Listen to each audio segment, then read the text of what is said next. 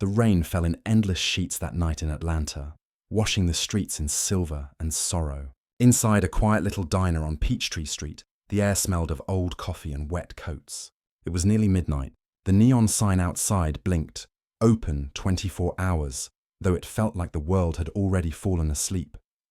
Maya Brooks, a 24-year-old waitress, moved between tables with a soft, tired smile. Her shoes were worn, her apron stained from a double shift, and her curls were pinned back loosely. Yet even in exhaustion, there was something about her presence. Warmth, light, and kindness, like someone who still believed the world could be good. She worked hard because life had given her no other choice. Her mother, Angela, was battling heart problems, and the hospital bills stacked up like walls she couldn't climb. Maya often whispered to herself, "One more day, one more shift. It'll be okay." That night, when she thought the diner would finally empty out, the bell above the door jingled one last time. A tall man entered, soaked in rain, wearing a black coat that looked far too expensive for this kind of place. His hair was streaked with grey, his face pale, but it wasn't the cold that haunted his expression. It was despair. He walked to the farthest booth, sat down without a word. The other waitress, Tina, shot Maya a look. "He's all yours, girl," she said, grabbing her coat to clock out. "I'm done for tonight." Maya just smiled weakly. "Yeah, good night." She took a notepad and walked over. "Good evening, sir. What can I get you?" The man didn't meet her eyes. "Just coffee, black." She nodded, poured a steaming cup and placed it in front of him. He didn't touch it. He just sat there, staring at his hands, trembling slightly. Maya hesitated. She'd seen drunk men, lonely men, angry men, but never a man who looked like he'd lost the reason to live.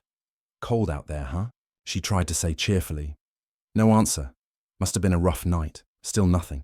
Just the quiet ticking of the wall clock and the hum of the old fridge behind the counter.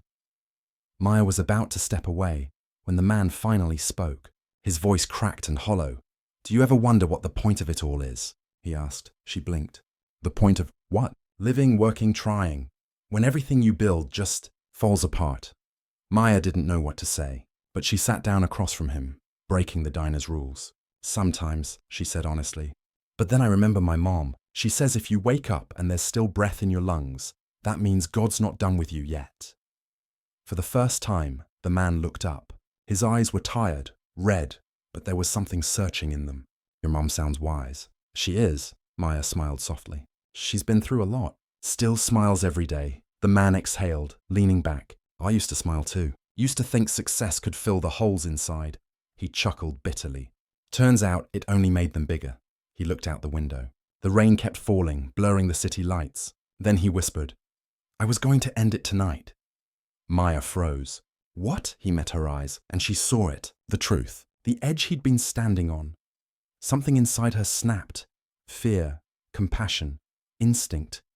She didn't know what, but she reached across the table, grabbed his hand and said firmly, "No, you don't get to give up tonight. Not here, not now." The man stared at her, stunned. Nobody had ever spoken to him like that before. "Why do you care?" he asked. "You don't even know me." "Because somebody should," she said. "And right now I'm that somebody." For a moment, the world seemed to stop. The rain softened outside, and his breathing steadied. He looked at this young waitress, poor, tired, drenched in kindness, and something in his chest began to melt. "What's your name?" he finally asked. "Maya." "Maya," he repeated quietly. "That's a beautiful name." They talked for nearly an hour, about nothing and everything, about small dreams and big regrets, about love and loneliness. He told her his name was Charles. He didn't say his last name, and she didn't ask. When it was time to leave, he stood up slowly, reached into his coat pocket, and placed a gold watch on the counter. It gleamed faintly under the diner light. Engraved on the back were the letters CB. He looked at her and said, "You just saved a life tonight, Maya. You'll never know how much that means." Before she could reply, he turned and walked out into the rain. She ran to the window, but he was already gone, just a shadow disappearing beneath the storm. Maya picked up the watch, puzzled. It was heavy, expensive. Not the kind of thing a diner customer would leave behind. She slipped it into her pocket, planning to return it if he ever came back. The next morning, when she showed the watch to her mother, Angela went still. Her coffee cup slipped from her hand and shattered on the floor. "Maya, where did you get that?" Angela whispered. "From a man who came in last night. He said his name was Charles." "Why?" Angela's face went pale. "Those initials, CB, they stand for Charles Beaumont." Maya frowned. "You know him?" Angela nodded slowly, tears brimming in her eyes. "He's your father." The world tilted. Maya felt her breath catch. "What do you mean?" "You told me he left before I was born." "He did, but that was his watch. I gave it to him the day you were conceived. I never saw him again after that." Maya sat down, heart pounding. The man who had walked into her diner, the man she had saved from giving up, was the same man who had given up on her 24 years ago. She didn't know what to think. Anger, shock, confusion, all of it swirled inside her. That night, she couldn't sleep. She sat by the window, staring at the rain again, the gold watch glinting softly in her hand. The next morning, while scrolling through the news on her phone, her heart stopped. Real estate tycoon Charles Beaumont, missing after apparent suicide attempt. She covered her mouth, eyes wide. It was him, the man from last night, the one she saved. He hadn't died, but he had vanished. She whispered to herself, "Dad." 3 days later, he returned. The diner was quiet again when the bell rang, and Maya looked up, breath catching in her throat. It was him, standing there, alive, wearing a gentle, uncertain smile. "I thought I'd never find this place again," he said softly. "Or you." Maya walked toward him, trembling. She pulled the watch from her apron pocket and held it out. "You left this." He took it, and when their fingers brushed, something electric passed between them. Recognition, pain, truth. "Maya," he whispered, his voice breaking. "Your mother's name, is it Angela Brooks?" She froze. "How do you know that?" His eyes filled with tears. "Because she was the love of my life. And I'm your father." Maya's world shattered. Her knees nearly gave out. "You're lying." "I wish I were," Charles whispered. "I left her when I was young, stupid, chasing success. I didn't know she was pregnant. I didn't know about you until now." Maya took a step back, shaking her head. "You don't get to just show up and say that. Not after 24 years. "I know," he said quietly. "But if you'll let me, I want to make it right." Tears streamed down her cheeks. All her life she'd dreamed of this moment, meeting her father. But never like this. Never so broken, so confusing, so raw. She didn't speak again. She simply turned away, whispering, "If you really mean that, prove it." And for the first time in decades, Charles Beaumont, billionaire, tycoon, and man who once had everything, decided to start over from nothing, to rebuild not an empire, but a family. The next morning came with sunlight, but to Maya, the world still felt grey. Sleep had escaped her. Thoughts had not. Every time she closed her eyes, she saw his face. Charles's face. The man who had looked so broken. The man she had saved from the edge of despair. The man who had just claimed to be her father. She wanted to believe it was all a mistake, some kind of cruel coincidence. Yet the watch, the initials, her mother's reaction, none of it could be denied. All morning, she moved through the diner like a ghost. Customers came and went. Coffee poured. Orders were called. But her mind stayed trapped in that one moment. "I'm your father." That evening, she finally went home. Angela was sitting on the old couch, a blanket draped over her legs, the TV humming faintly in the background. Maya stood in the doorway, the gold watch clutched in her hand. "Mom," she said quietly, "he came back." Angela looked up, eyes full of both fear and something deeper, hope, maybe. "Charles." Maya nodded. "He said he didn't know you were pregnant. He said, he wants to make things right." Angela's expression softened, but her voice trembled. "After all these years?" "I don't know what to think," Maya admitted. "Part of me hates him, but part of me saw a man who's already punished himself enough." Angela's eyes glistened. "Your father wasn't evil, Maya, just young, foolish, and afraid. Sometimes people run from the very things they're meant to love most." Maya sat beside her, silent. "Do you want to see him?" Angela hesitated, then nodded. "I think it's time." 2 days later, Charles came. He didn't send a driver, didn't wear his tailored suit. He came alone, carrying flowers that looked as nervous as he did. When Angela opened the door, 24 years vanished in a heartbeat. He froze. She hadn't changed in his eyes. Still graceful, still calm. Still the woman he'd loved once and lost forever. Angela, he whispered. She didn't speak. Tears welled up before she could stop them. For a long moment, they just looked at each other.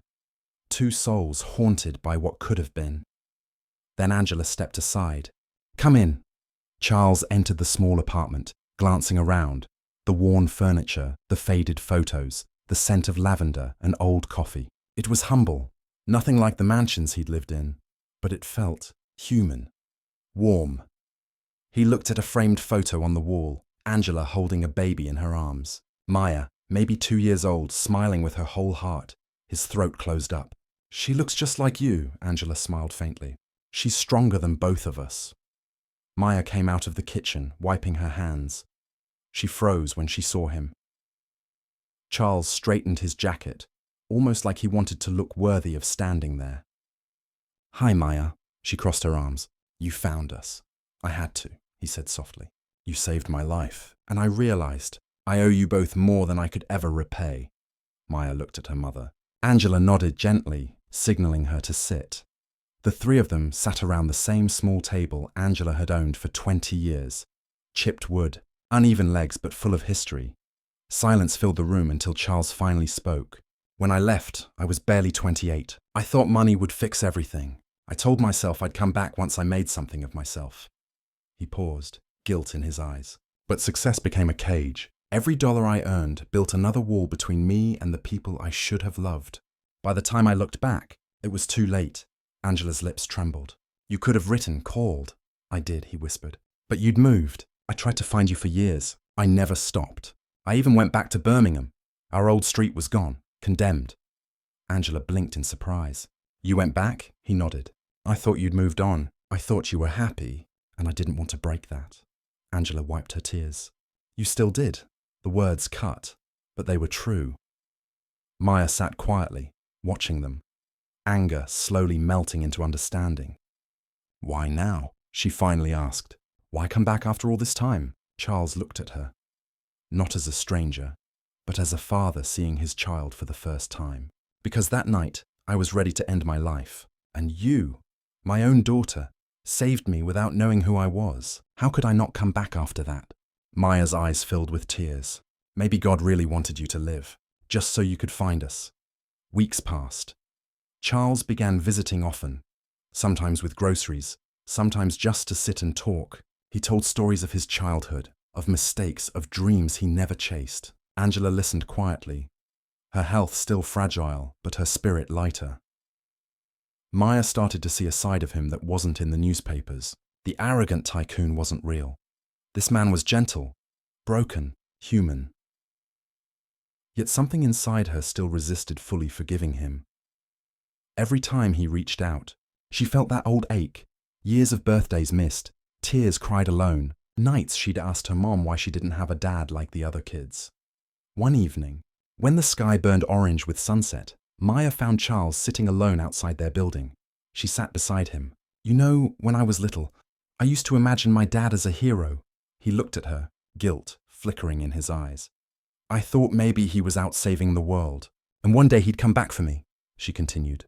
"But he didn't, so I learned to stop waiting." Charles swallowed hard. "I don't deserve forgiveness, Maya." She turned to him. "Maybe not, but you still deserve a chance to try." He blinked, stunned by her grace. Then he smiled. The first genuine smile in years. "Your mother raised an angel," he said quietly. Maya laughed through her tears. "She raised a fighter, but fate wasn't done testing them."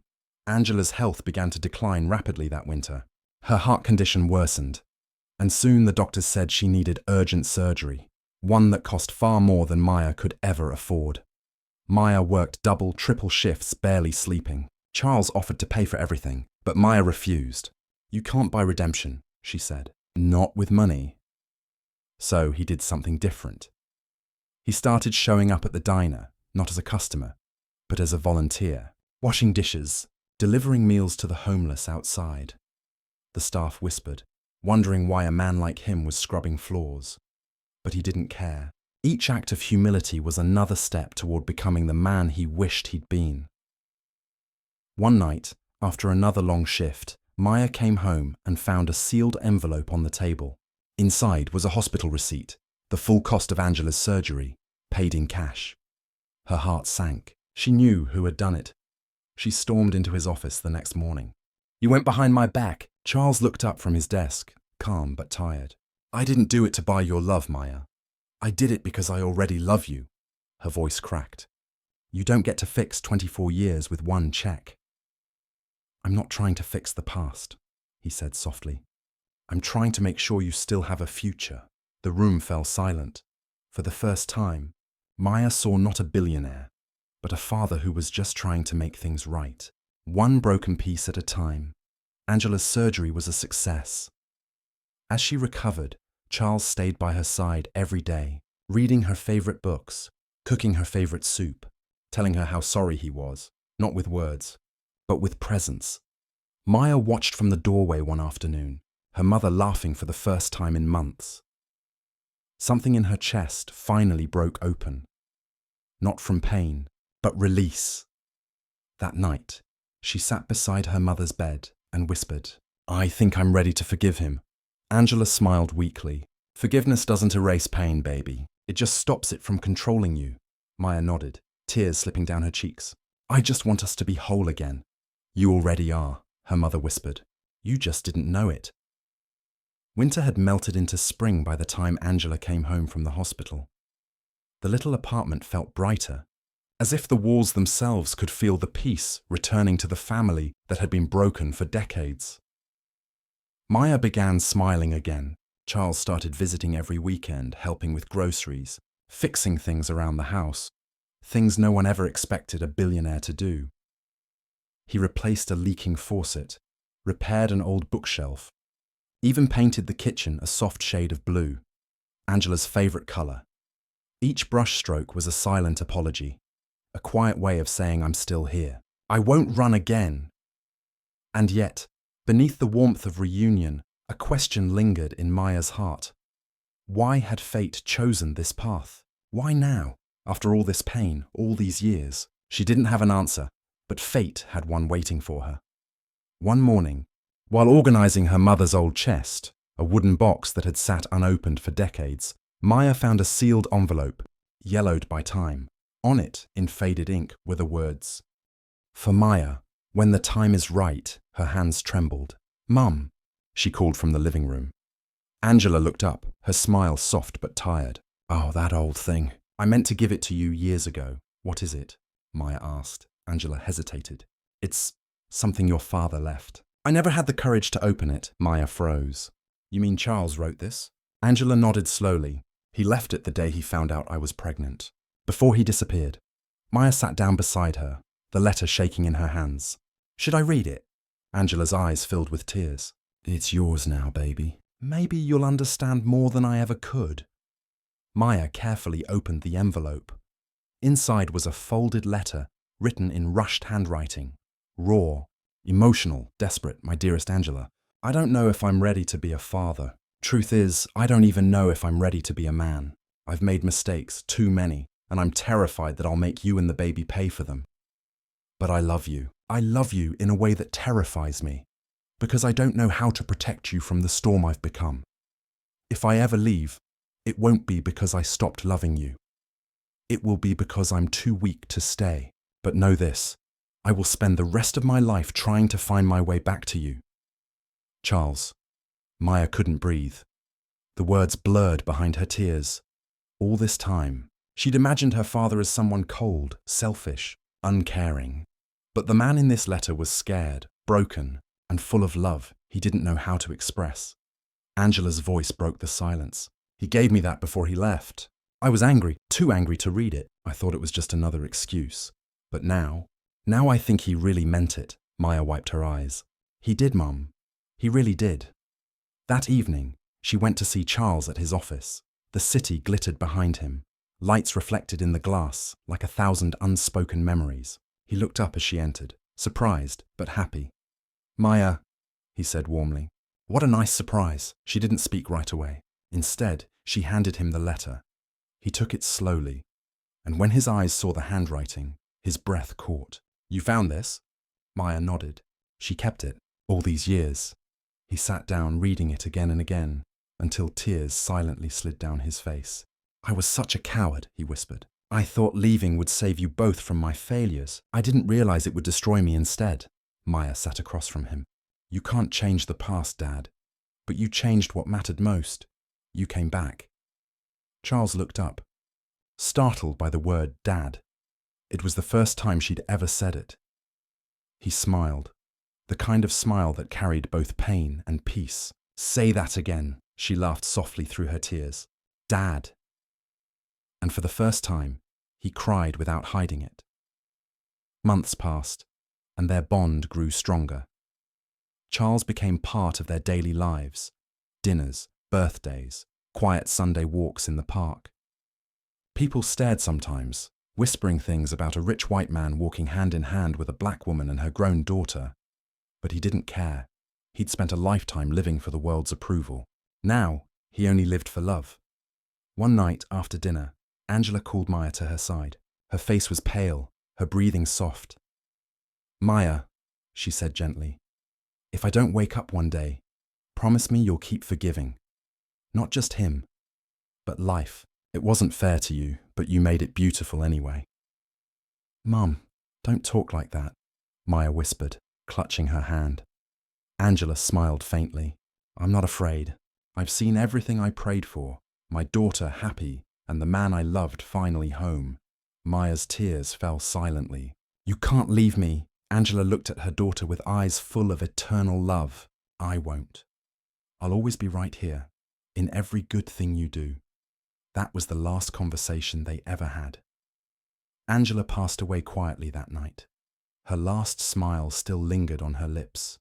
Peaceful, like a soul finally at rest, Maya broke down, collapsing into Charles's arms. And for the first time, they cried together. Not as strangers, not as broken people, but as family. The funeral was simple. No lavish flowers, no luxury cars, just love, silence, and a small wooden cross with the name Angela Johnson, loved beyond measure. Charles stood by the grave long after everyone else had gone. "I failed her once," he whispered, "but I won't fail you, Maya. I promise." The following weeks were quiet but healing. Charles made sure Maya's life was stable, not by handing her money, but by building her dream. He helped her buy the diner where she'd once been a waitress, but the deed was in her name. Together, they renamed it Angela's Place. It became more than a restaurant. It became a symbol, a home for the lonely, a meal for the hungry, and a story of second chances written in every corner. Local news covered it. Then, national media picked it up. The billionaire who found redemption in a small-town diner. But Maya always said the same thing when people asked her how it all began. "It started the night I saved a stranger and found my father." Years later, Maya stood outside the diner, watching the sunset fade into gold. Children laughed, customers smiled, and somewhere in the wind, she swore she could hear her mother's voice. "You made it beautiful, baby." She smiled softly, looking up at the sky. "Yeah, Mom," she whispered. "We did." The end.